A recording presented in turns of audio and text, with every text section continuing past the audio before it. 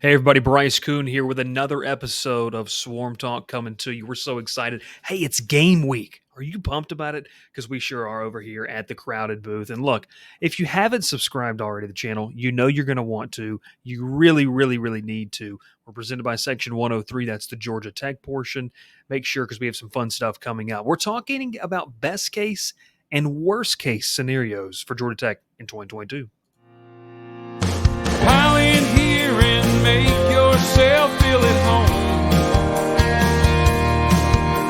The crowded booth is coming on. The crowded booth with Bryce Koon.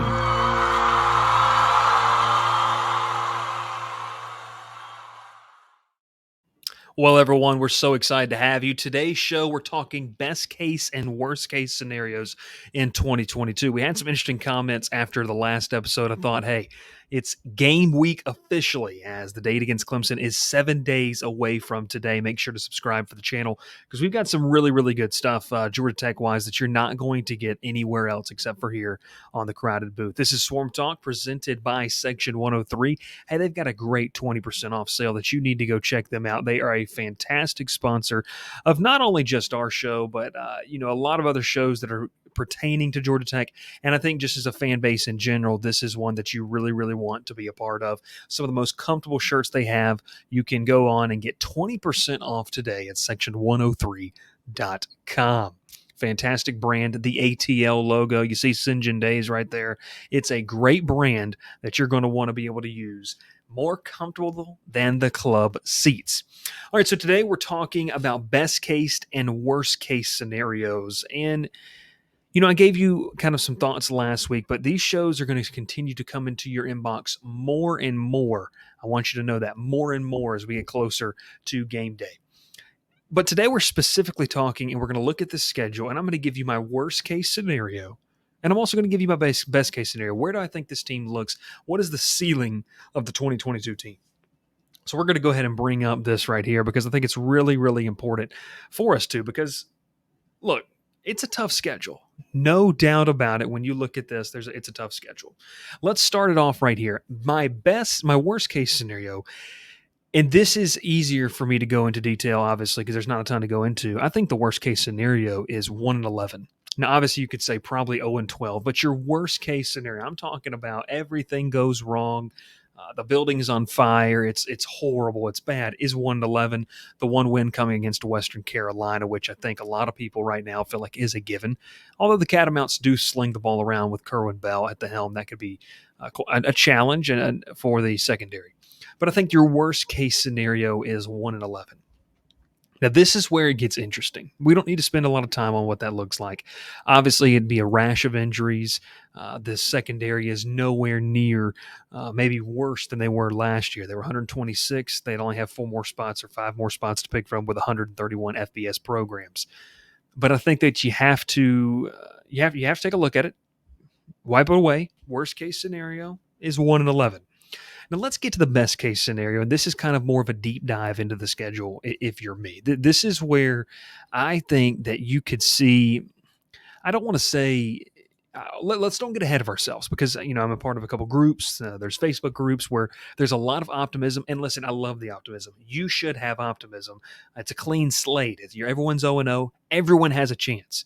Although that may not be completely true. But let's talk about it here because I think this is really, really important. Week 1 is huge. Week 1 is a pivotal game for Georgia Tech, not only as a program, but it's pivotal for this season in the sense of all of the over-under setting at 3.5, and a lot of people are saying another 3-9 season potentially. If you win the opener against Clemson, and we're going to talk about this continuously throughout the week, we might even do 2, 3, 4 shows focused solely on Georgia Tech. That's why you need to hit the subscribe button. But if you win that first game against Clemson, it changes anything that we're going to say on this show today because now you're dealing with a confident bunch and really a group that no one would have seen this coming outside. Now, hear me here, outside of the fan base. And you guys know that, and everyone knows that. So the best case scenario to me of where I think this team could go is I think the absolute dream season. In reality, we're going to marry the two. I think that you would have to see something 7-5, 8-4. I think that is a best case ceiling for this team, which I'll tell you this, with this schedule is not bad whatsoever. If you could get, hypothetically, to Pitt on October the 1st, and you see it right there, if you could get there at 2-2, man, you still set up to find 4 more wins. You feel pretty confident against Duke. I like the Virginia game going Tech's favor at home on a Thursday night. Florida State, we'll see what they are at that point in the season. A lot of people are, puzzled about Florida State and North Carolina after week 0 games. That was week 0. You're facing them at the middle to end part of the season, which they could go be a completely different team by that point, good or bad. We'll see. But best case scenario, I think that you could be 7-5, 8-4, position yourself for a mid-tier bowl game, and have a lot to build off on, because a lot of these guys are going to be coming back. A lot of the guys offensively that you're going to have, they're going to have a chance to come back. I think that's huge for what they want to do. But that Clemson game is where a lot of it hinges on, because if you beat Clemson, if you somehow beat Clemson, then everything I just said, you throw it away. Because then you would enter a matchup. You go, let's say, you beat Clemson, you beat Western Carolina. You go into a matchup at Ole Miss where nationally nobody's going to give you a chance. You're playing them at home, but you have this confidence saying, well, we just beat a top 5 team. So what's to say we can't beat Ole Miss? Now Ole Miss doesn't look all that daunting. Well, you win that game somehow. Now going on the road to UCF doesn't look as daunting as it might look right here on, August the 29th. Going up to face the defending ACC champs in Pittsburgh doesn't look as scary. See, it's all about the perspective and the opportunity that Clemson presents itself at the beginning of the season. Jeff Collins is going to continue to downplay it. We're working on ourselves. That's a load of BS, in my opinion. Yeah, you keep working on yourselves. At some point, you got to focus on somebody else. If you beat Clemson, it changes a lot of things. It changes the perspective, the focus, the group. Whether the team's going to tell you that or not, it's going to, because now you have this belief of, we're all fall camp. You've been in all offseason, you've been hearing about how this program is a dumpster fire. This program has nothing to show for. This team is, it's a lame duck trying to get rid of a coach. Well, now you've turned some things, in my opinion, that nobody thought you could do. And so who's to say you can't do anything on the rest of the schedule? And I think that if you have that attitude after a potential win against Clemson, you're talking about a team that could maybe elevate to 8 wins, 9 wins, because of the confidence that it takes. And if you beat Clemson too, let's don't get it wrong. That means you're a darn good football team, because Clemson is a very, very good football team. And a lot of people continue to downplay. They feel like I'm higher on Clemson. Well, I think you need to start reading some more articles outside of, your 4 places you go on the internet that are Georgia Tech based, because Clemson's a really good football team. Another game hinges for me, even if you lose to Clemson, let's say you head into UCF 1-2. If you can go down to the bounce house and find a way to win down there, I think a lot of people are sleeping on the fact of thinking that UCF, it's a Group 5 team, we got to beat them. Have you paid attention to college football over the past couple of years, the past 5-6 years? UCF is a really good football team as well. Gus Malzahn's got a quarterback that's going to fit his offense perfectly. And Plumlee, the transfer from Ole Miss, he's got a lot of weapons offensively. The defense is veteran-laden. That's a good group. And everyone that I've talked to, never been down there, that is a tough place to play. No matter if you are a bottom-tier FCS program or you're a mid-tier Group of 5 program. That's a tough place to play. So playing UCF is going to be incredibly hard, in my opinion, to go down there and beat them. That if you could win that one and go into Pitt 2-2, let's say even if you lose to Pitt, you're 2-3. And there's no shame in that either. Pittsburgh is a good team as well. Yeah, they lost a lot of firepower, but they're not devoid of talent like some fans may feel like. Keaton Slovis is no slouch.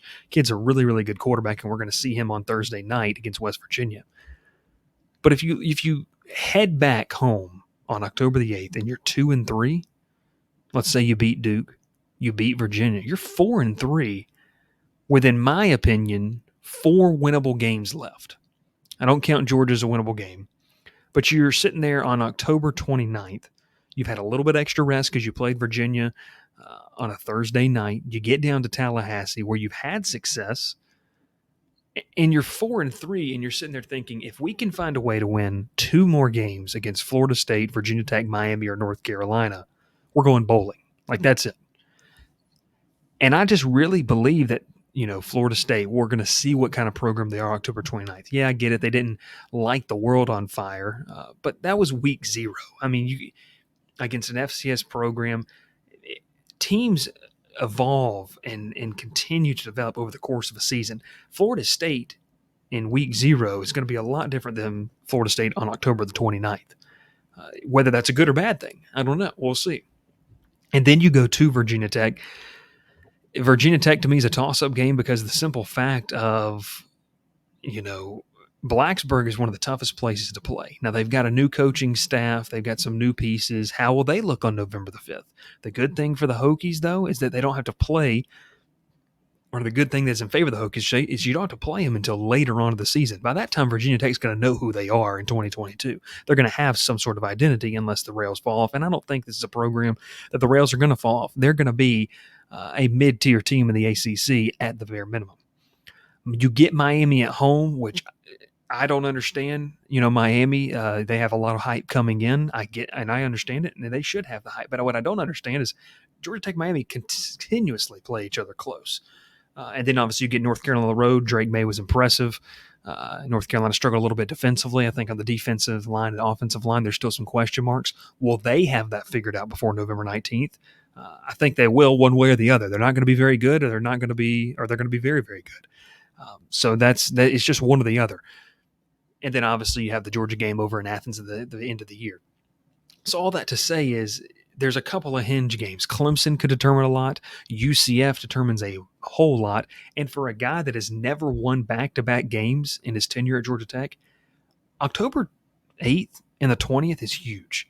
You get Duke after coming home off on a grueling 3-game stretch, Ole Miss, UCF, and Pitt. Then you get a bye week, and October 20th you're playing Virginia at home on a Thursday night, where I know attendance has been a problem, but you get them at home, and I think that's huge for them.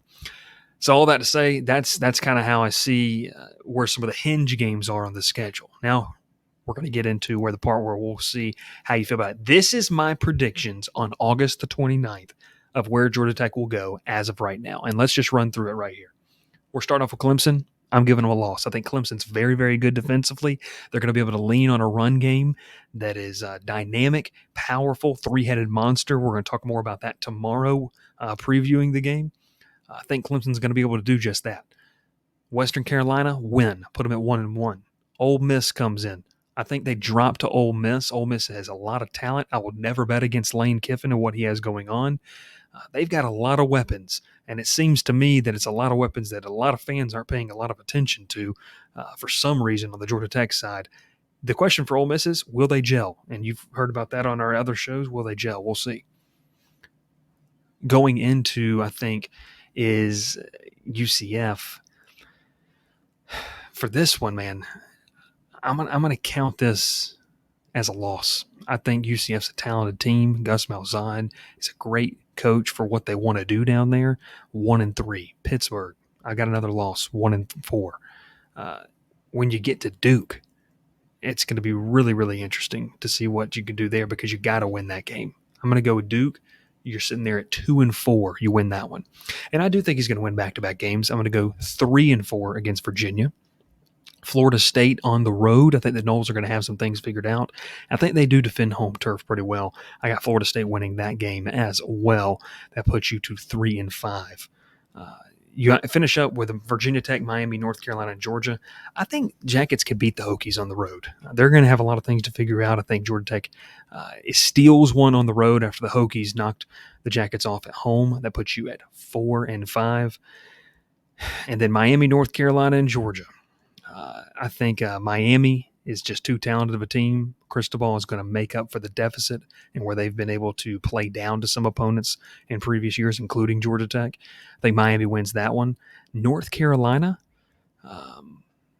this is a toss-up game because to get to 5 wins right here, it would be really, really impressive to get a win. If not, I don't see it happening. lost North Carolina, lost to Georgia. Final record of 4-8. That's where I stand here on August the 29th. I'm going to go ahead and get out of here. Appreciate you. Tune in. Thank you so much. We'll talk to you next time. Pile in here and make yourself feel at home. The crowded booth is coming on. The Crowded Booth with Bryce Koon.